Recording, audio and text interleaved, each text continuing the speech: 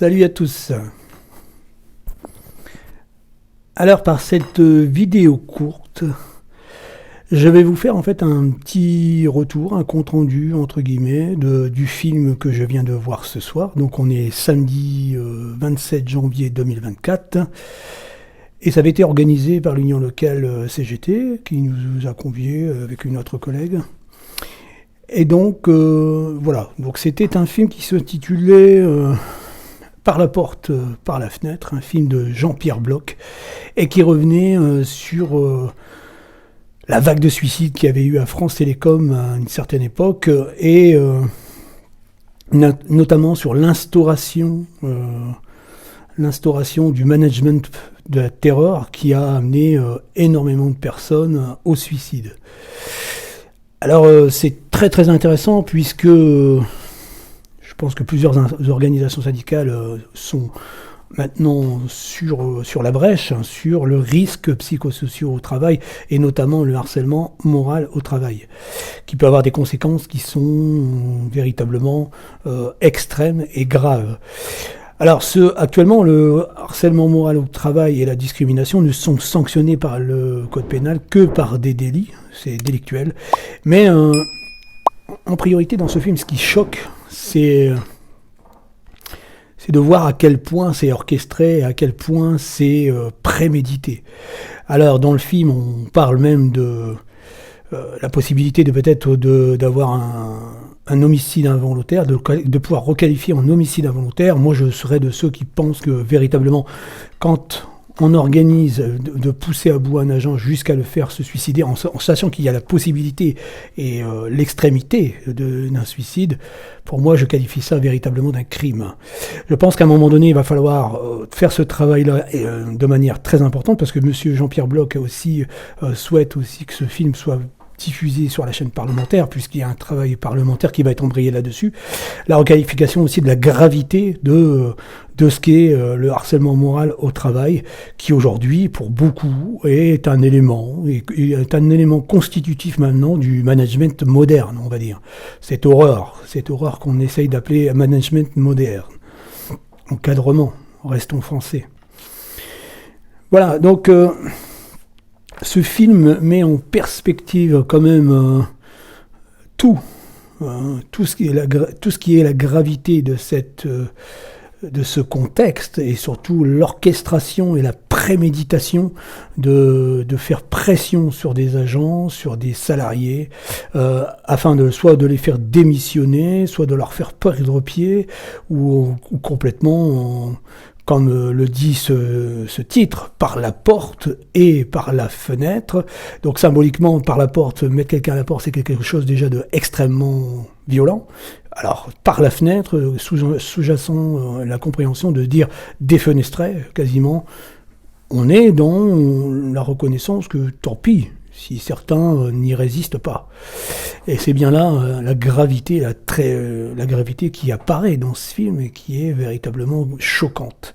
J'ai eu l'occasion d'intervenir et de discuter, parce qu'il y avait un débat à la fin de cette diffusion, et c'était très important pour moi d'intervenir, de rappeler un certain nombre de choses et de dire que la loi c'est la loi, et que ce combat de ces gens qui se sont battus dans un contexte beaucoup plus difficile finalement juridiquement pour se faire reconnaître, que grâce à elles, ces personnes, on a réussi à avoir un contexte juridique et des organismes aujourd'hui qui peuvent nous aider. Alors, le harcèlement moral au travail, comme la discrimination, ne resteront pas impunis. Et on l'a vu, c'est tout à fait possible, et c'est pas très compliqué finalement par rapport à ce qu'on peut penser.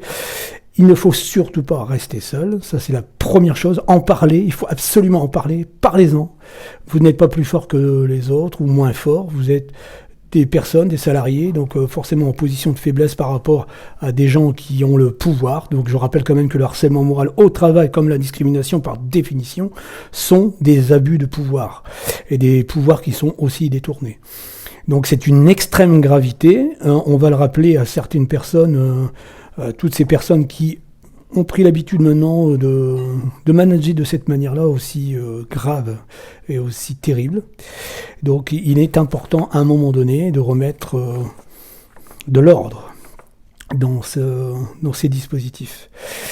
Et donc, tous les collègues, moi je vous invite, ceux qui regardent ces chaînes, surtout, de pouvoir tout de suite essayer de vous le procurer, essayer de le voir, puisque la première défense contre le harcèlement moral, c'est de savoir comment il s'organise.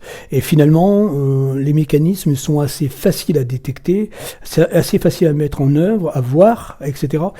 Et comme je vous disais, depuis 2011, avec la vague de suicides qui s'est passée à France Télécom et dans deux grandes entreprises, il n'y avait pas que celle-ci, il y en avait d'autres aussi. Le gouvernement de l'époque avait pris conscience que là, ça allait beaucoup trop loin.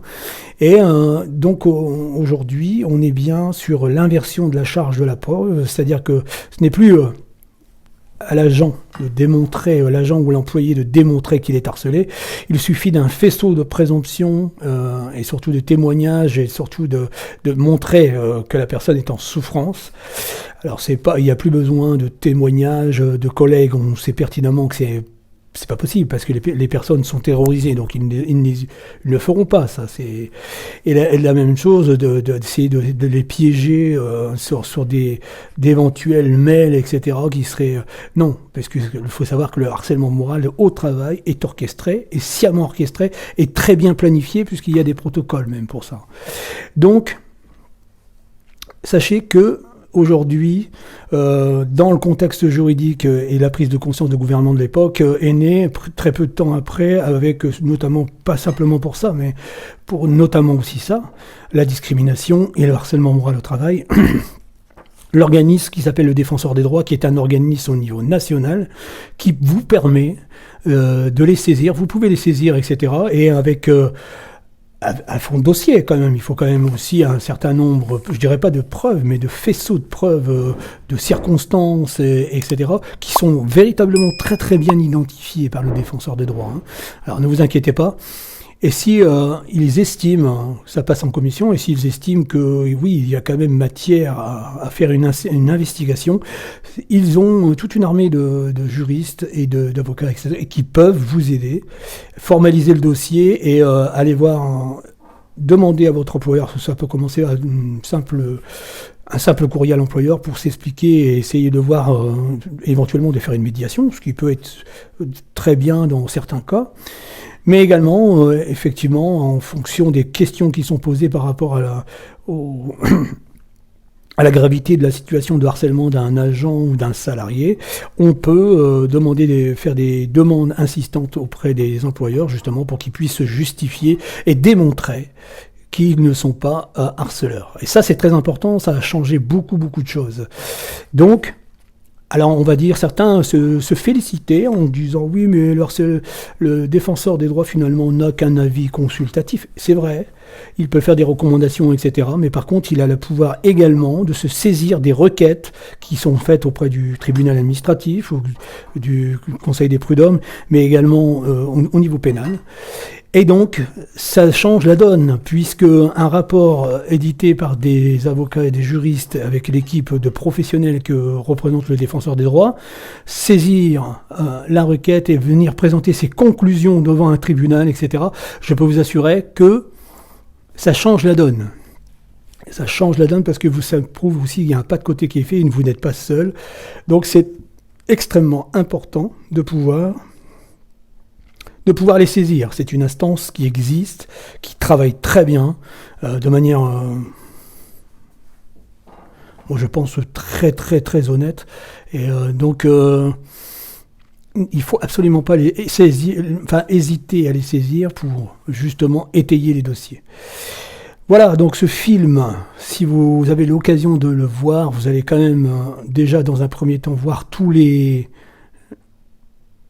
possibilités qu'offre le harcèlement moral au travail, qui les initie, dans quel cas, et ce film met véritablement en exergue l'abus de pouvoir et la folie de ces gens qui se croient absolument tout permis, que les gens deviennent un paramètre ajustable, et peu importe les circonstances. Je vous le rappelle que le titre du film vient d'une citation de l'ancien président de France Télécom de cette époque, qui avait été enlevé, hein, on va réussir à faire un licenciement de 22 000 personnes, peu importe comment ça sera fait, tous les moyens, par la porte ou par la fenêtre. Vous voyez, donc c'est d'une extrême violence, et il est grand temps, je pense, que toutes les personnes soient au courant, et surtout qu'ils aient les moyens de se défendre, et que les organisations syndicales, aujourd'hui, ont pris acte de cette information. Et aujourd'hui, le non-accompagnement, je dirais, des dossiers de personnes en souffrance, etc., ça pourra s'apparenter, je l'avais déjà dit dans le tract, à de la complicité, voire même une faute. Voilà, pour moi, c'est une faute inexcusable, c'est quasiment une non-assistance à personne en danger et de la complicité. Et donc ça, on en reparlera. Et d'ailleurs, je pense que ce fera partie aussi des choses qu'il faudra traiter également. Je veux dire, les personnes qui sont au courant et qui laissent faire sont aussi complices et coupables que ceux qui organisent. Je rappelle que tous les responsables et les hiérarchies ont un devoir, un véritable devoir sur la santé mentale et physique des agents. Et donc, laisser s'opérer ce genre de dérive qui peut devenir... Alors, c'est délictuel, mais après, si une personne est poussée à bout et se suicide, cela peut devenir carrément complice d'un crime, puisque, comme je le dis, et je le dis ouvertement, il y a une préméditation. C'est d'ailleurs ce que j'ai dit à Jean-Pierre Bloch. Le prochain film devra compléter celui-ci, bien évidemment, je ne sais pas s'il le fera, mais en tout cas, c'est ce que j'espérerais, c'est qu'un autre film montre de manière étayée, aussi bien fait que celui-ci, la préméditation et l'organisation incroyable de la possibilité de pousser des gens au suicide. Alors, comme je donnais l'exemple, si je prends une voiture pour écraser quelqu'un, la voiture devient une arme par destination. Se servir du management ou toutes les instances et les pouvoirs que les instances vous donnent afin de pousser au suicide des personnes, ceci est un crime. Je le dis, il n'y a pas d'homicide involontaire, c'est homicide volontaire, puisque le management et le pouvoir que vous avez est considéré comme une arme par destination. Voilà, donc ça fera aussi partie peut-être des discussions intersyndicales que nous pourrions aussi mener pour voir pour la requalification et alourdir les peines, notamment sur ce genre d'actes qui sont absolument ignobles.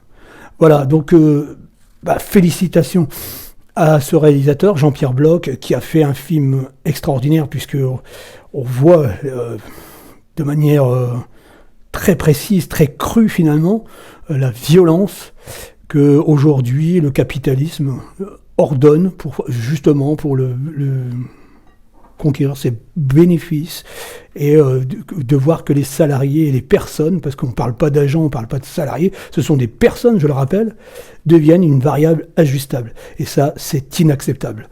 Alors, le film, il est vraiment à voir. Pour moi, sincèrement, si vous êtes victime de difficultés au travail, que vous ne savez pas comment le qualifier, etc., regardez ce film, vous allez voir toutes les techniques qui sont utilisées, et vous allez voir exactement comment ça s'instaure, quoi. Et quel pouvoir de dévastation cela peut avoir.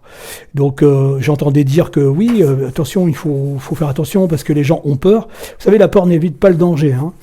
La peur n'évite pas le danger, et bon, c'est ce que Coluche disait, hein, les loups sont des loups parce que les moutons sont des moutons. De toute façon que vous faites le mouton, ils vous dévoreront. Alors donc, prenez vos responsabilités. La dignité, en aucun cas, on doit laisser sa dignité à des gens qui pourraient abuser du pouvoir. Il est important, je pense, de se défendre. Voilà, donc rejoignez les organisations syndicales. Pour la note, c'est Sud. Nous, Sud, on s'engage, on a fait un tract dans ce sens pour que ce soit aussi une cause extrêmement importante de l'année 2024.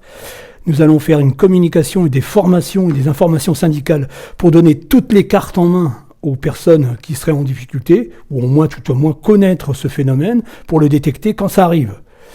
Voilà, donc écoutez, je vous souhaite pour ma part une bonne soirée, et quand vous verrez la vidéo, peut-être une bonne soirée, une bonne après-midi, peu importe. L'important, c'est de le partager, de le faire savoir, c'est que vous n'êtes pas seul, et qu'il y a plein d'instances qui fonctionnent très très bien, et des procès qui sont gagnés. Chers camarades, à bientôt. Merci d'avoir regardé. Si vous avez apprécié cette vidéo, N'oubliez pas de vous abonner, de mettre un pouce bleu, d'activer les notifications pour être informé de nos prochaines vidéos, et n'hésitez pas à partager sur vos réseaux sociaux. Votre soutien est essentiel pour nous. À bientôt sur votre chaîne Sud CT62.